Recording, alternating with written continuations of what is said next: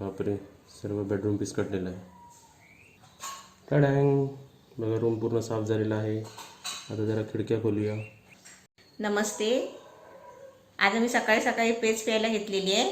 तुम्हाला पण घ्या एक ग्लास पेज. हे टॉनिक आहे. हे पेज पिऊन सकाळी सकाळी आहे ना, माझा मोठा भाऊ होता ना, तो सकाळी सकाळी एक वाटगाभर पेज प्यायचा. पेज आणि आंबील ही आमच्या घरी म्हणजे नेहमी असायची.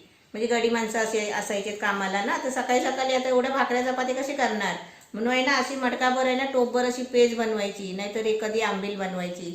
ती एक वाटगाभर तो पेज पिऊन जायचा. दुपारपर्यंत त्याचं म्हणजे टेन्शन नसायचं. मग दुपारी तो घरी यायचा जेवायला. असं हे टॉनिक आहे आपलं पेजेचं, म्हणून तुम्ही पण नक्की करा. चर्स. आजीचं कसं चाय टॉनिक, तशी आपली पेज टॉनिक. ही म्हणजे मॉर्निंगला आपण कधी पण पिऊ शकतो ना? हा, कधी पण पिऊ शकतो, पण सकाळीच प्यायची लवकर. म्हणजे सकाळपासून 10-11 वाजेपर्यंत पेज पियायची. मग दुपारी नाही पियला होत, म्हणजे कंटाळा येतो. पेज काय प्यायची, आता जेवायचा टाइम झाला असं म्हणतो आपण. ते खारी बटर टोस्ट चाय बरोबर खाण्यापेक्षा ना, ही आपली पेज बनवायची. एक ग्लास पेज पिलात ना, दुपारी जेवण बनेपर्यंत टेन्शन नाही. चांगलं मजबूत पण म्हणजे माणसाला आतून ताकद येते. तुझी झाली पिऊन? कुठे आहे? लवकर दिला. चल आता. ही पूर्ण पी. अर्धी लास्टला काय म्हणून सोडता तुम्ही, मला समजत नाही. एवढंच सोडतात ते. कोणत्या देवाला सोडतात तुम्ही, मला समजत नाही. हा, कोणत्या देवाला सोडायचं नसतं. कोण नाही कोणतरी बाहेर खातो किडमूग. जातो ना ते. त्यापेक्षा किडमुगला पहिलाच ठेवायचं. ते तसं पहिलं नाही ठेवत कोण तसं किडमुगला बाहेर. तर तू बोलतो ना, एक स्टोरी आहे ना तुझी, तू नेहमी सांगतो चिमण्याला माशांना दाणे घालायचं, ते सांग. कुठून कुठे देव उपयोगी पडला. ती स्टोरी तुम्हाला पण माहिती असेल की एक माणसाने खूप वाईट कर्म केली होती. म्हणजे खूप खूप खूप वाईट कर्म केली होती. पण दिवसाला एक पर्टिक्युलर टायमाला तो माशांना दाणे घालायला जायचा. तो नरकात गेला, पण त्या दिवशी नरकामध्ये त्याला जास्त त्रास नाही दिला त्या एका गोष्टीमुळे. कारण त्यांना त्या 4 मासाचा मासे होते ना, फिश, त्याचा पुण्य लागला. की त्यांनी बोललं की हा माणूस न चुकता कधी पण म्हणजे आम्हाला रोज दाणे घालत होता, त्याचा पुण्य त्याला लागला. टायमाच्या टायमावर एका पुण्यामुळे त्याचा नरकामध्ये थोडेसे कमी झाले. म्हणजे त्याचे हाल नाही झाले बघा. नरकामध्ये तो गेला खरा, पण त्याचे थोड्याशा पुण्यामुळे त्याचे जरा कमी हाल झाले. काहीतरी एक पुण्य आपण केलंच पाहिजे. एक फक्त एक कधीतरी करा. असं नाही की पप्पू करतो तसा. आम्ही नाही, असं नाही की एक पुण्य करायचे सर्व वाईट काम करायचे, असं नाही करायचं. वाईट काम करायचंच नाही मेन म्हणजे. चल झालं.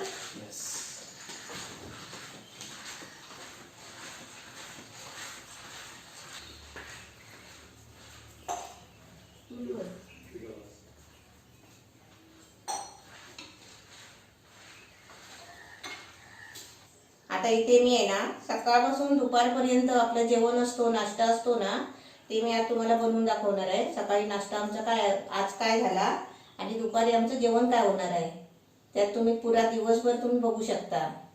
आता मी पहिलं काय करते, पहिला पप्पूसाठी नाश्ता बनवते. उपमा. आपली पेज पिऊन झाली आहे, आता उपमा बनवते.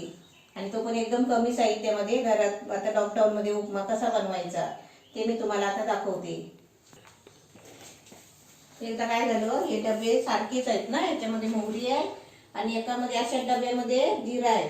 मी पटकन मोहरी टाकायची तेव्हा जिरा टाकला तेलामध्ये. बरं भाजला नाही होता, मग मी पटकन काढला ते जिरा उपम्यासाठीच. म्हणजे तो उपमा मी खाल्ला.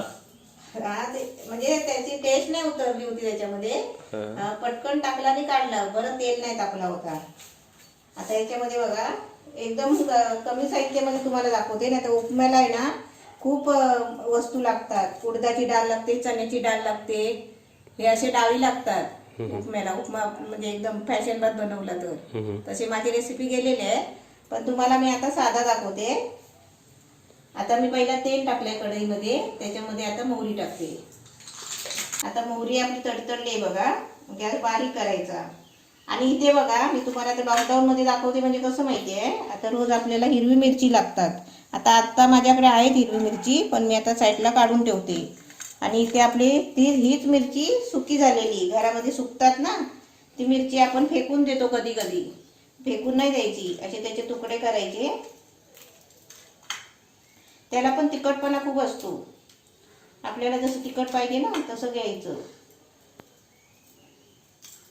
आता इथे कांदा घेतलाय थोडासा, म्हणजे अर्धा, आपल्याला जेवढा उपमा करायचा असेल त्या हिशोबाने कांदा घ्यायचा. कांदा आणि मिरची टाकते. आता याच्यामध्ये कढीपत्ता टाकते. आता कढीपत्ता पण असेल तर टाकायचं. आता मी 2-3 वेळा बनवला होता ना, ते मला कढीपत्ता नाही होता, तरी पण मी हे वस्तू टाकले होते. फक्त हे 3 वस्तूमध्ये मी उपमा बनवला, म्हणजे तरी पण बनतो.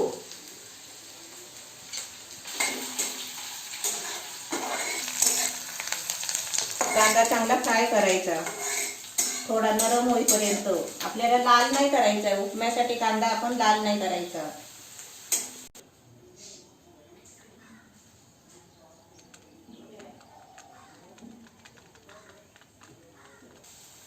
आता इथे मी वाटे घेतले आणि हा रवा घेते.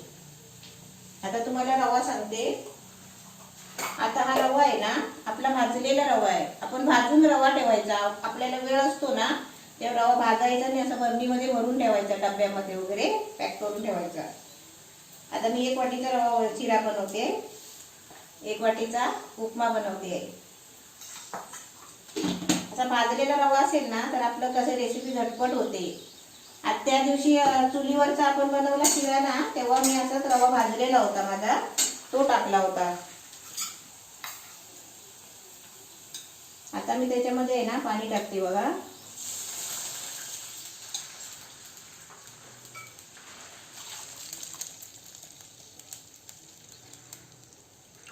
आपल्याला 1 वाटी रवा घेतलाय ना, 2.5 वाटी पाणी घ्यायचा. आणि या पाण्याला आहे ना चांगली उकळी यायला द्यायची. आता याच्यामध्ये आपल्याला आहे ना मीठ टाकायचं आहे.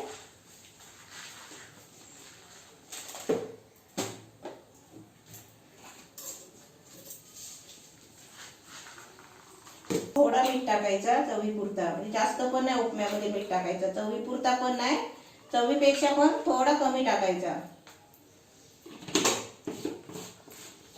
आणि थोडी आहे ना टेस्ट लागण्यासाठी आहे ना, म्हणजे एकदमच रुचकर लागतो तो, भारी उपमा लागतो, त्याच्यासाठी थोडीशी साखर टाकायची. जसं आपण बनवत असाल ना त्या हिशोबाने थोडी साखर टाकायची टेस्टसाठी. आता हे डबे आपल्या जागेवर जाऊ द्या. तर ह्याला आहे ना चांगली उकळी यायला द्यायची.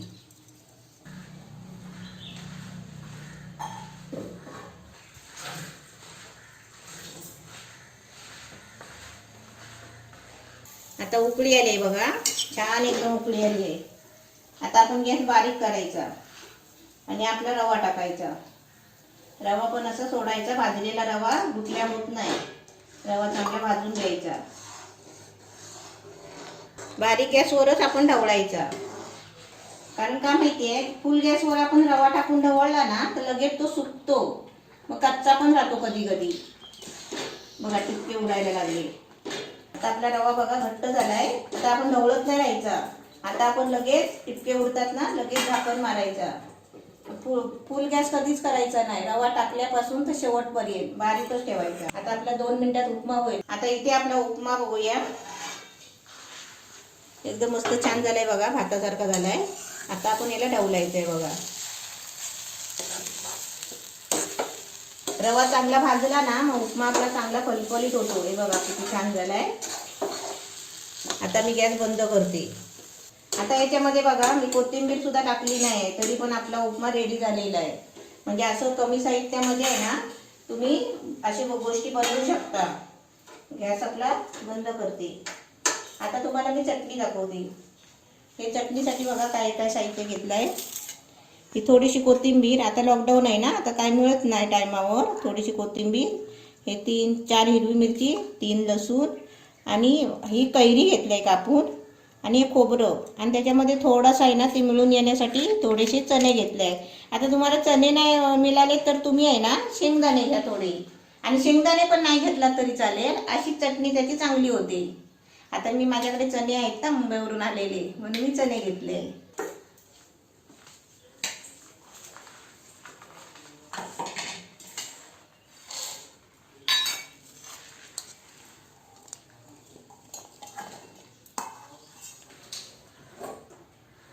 आता तुम्ही आम्हाला मिक्सरसाठी पण कमेंट दिली होती ना की मिक्सर तुम्ही त्या जागी बनवा काहीतरी, त्याचा पण आम्ही काहीतरी अरेंजमेंट करणार आहे की सारखं सारखं तिकडून उचलून इकडे ठेवायला नको, तिकडेच काहीतरी फिक्स करूया आता. ओके, आता मिठाची भरणी आणि जरा साखरेचा डबा, मिठाची भरणी, साखरेचा डबा. साखरेची डबा. आता आपण त्याच्यामध्ये थोडासा मीठ टाकूया, चवीपुरता अंदाजाने मीठ टाकायचा, आणि त्याच्यामध्ये थोडीशी आंबट तिखट गोड अशी चटणी होते ना, म्हणून थोडीशी साखर टाकायची, जास्त नाही टाकायची बघा, थोडीशी पाव चमचा. आता तुमच्याकडे आहे ना कढीपत्ता असेल ना तर कढीपत्ता पण टाकला तरी चालेल. आता माझ्याकडे कढीपत्ता आहे ना तर कढीपत्ता टाकायचा, कढीपत्ता चांगला असतो. आता आपली चटणी वाटून घेऊया. पहिली एकदा सरकन फिरवते, त्याच्यानंतर बघूया पाणी लागलं तर टाकायचा. हे डबे ठेव तुझ्या जागेवर. आता ही चटणी आपण मिक्सरला लावूया, आणि पहिला आहे ना ते सुका आहे ना म्हणून आपण जरा सरकन करायचा, असा सरसर करायचा.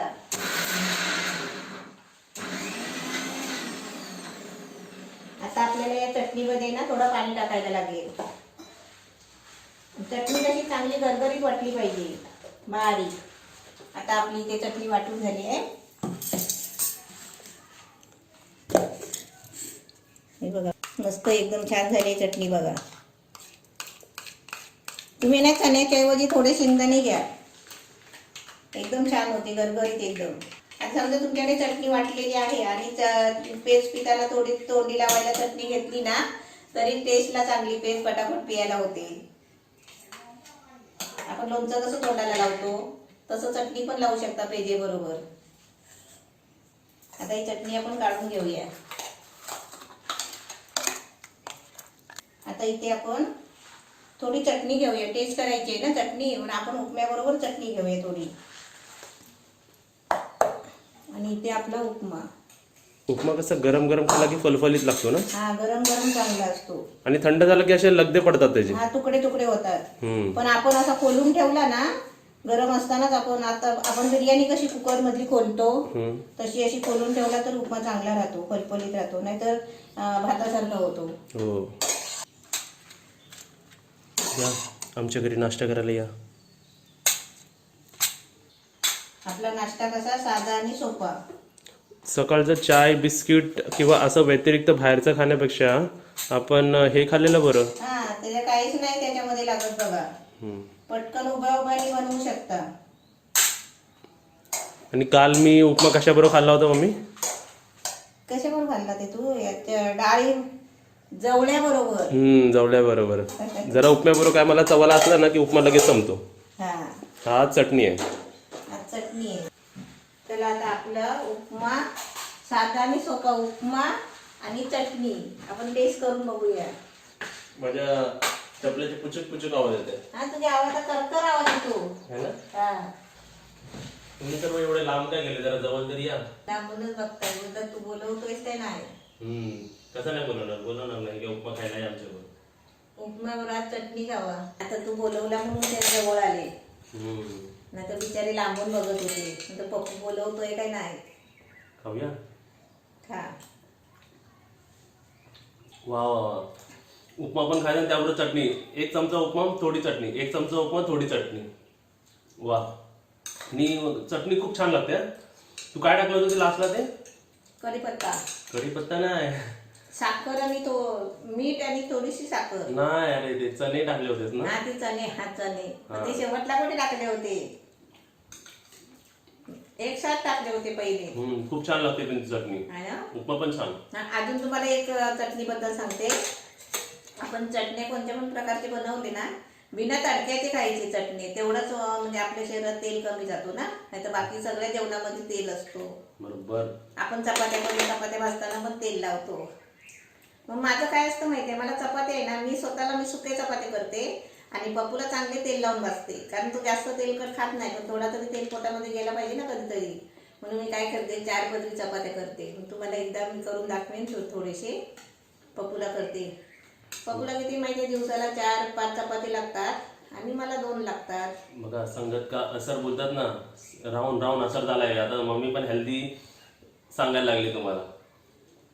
हा म्हणजे सांगायलाच पाहिजे ना. आणि आता पावसातून पण जास्त तेलकट तिखट खायचं नाही. आणि आता अशी परिस्थिती खराब झालेली आहे ना, आपल्याला साधा सर्दी खोकला झाला तरी पण लोक शक घेतात, काहीतरी झालंय वाटतं असं बोलतात. मी तर म्हणतो सकाळचं चाय बिस्किट तर नकाच खाऊ, मॅगी बिगी म्हणजे असं काहीतरी बाहेरचं वस्तू नकाच खाऊ. गरम पाणी प्यायचं आणि पेज बनवायची. दरवेळी उपमा बनवला ना तरी चालेल. आता इथे आल्यापासून आहे ना, पप्पूला रोज उपमाच खातो. मला बाहेरचं कांदा नको. पोहे खात नाही, कारण तो भातासारखा असतो ना, मग ते कांदा पोहे नाही खात, त्याला रोज उपमा लागतो. कधी उपमा जवल्याबरोबर, कधी उपमा लोणचं म्हणजे असं चटणी बरोबर, असं कॉम्बिनेशन खाल्लं की अजून छान वाटतं. हा किंवा रात्रीची भाजी असेल त्याच्याबरोबर पण आपण खाऊ शकतो. खरं सांगतो, चटणी खाल ना तोंडाला पाणी सुटेल. खाल्ल्यानंतर सुटतंय, विचार करा. आणि आजची रेसिपी कशी वाटली, आमचा सकाळचा नाश्ता कसा वाटला ते आपण आम्हाला कमेंटमध्ये सांगा. आणि व्हिडिओला लाईक नक्कीच करा आणि शेअर पण करा, म्हणजे कसं सर्वांना माहिती पडेल. आणि काय करा माहितीये, 1 किलो रवा आणून आहे ना, चांगला भाजून ठेवायचा, सुका भाजायचा. ते पण मी सांगितलं नाही होतं, नाही तर कमेंटमध्ये तुम्ही परत विचाराल का की तूप टाकून भाजायचा काय सुका भाजायचा. सुक्का भाजून ठेवायचा, तूप वगैरे टाकायचं नाही. डब्यात भरून ठेवायचा, पटकन कधी पण भूक लागली की करता येते. मी तर म्हणतो रवा भाजूनच ठेवा. हा, भाजून ठेवायचा रवा मस्त. म्हटलं तू कधी खा. मी खाते, तू खा. ते लोक एवढे बसले, मी खात बसली तर त्याला काय वाटेल. तू खातोस तर चालेल. ते बरोबर. बोलतात पप्पू आम्हाला दाखवून दाखवून खातो म्हणून. दाखवून नाही खात असं ह्याला. म्हणजे तुम्हाला देतोय. तेच झालं, दाखवूनच खाल्ल्यासारखं.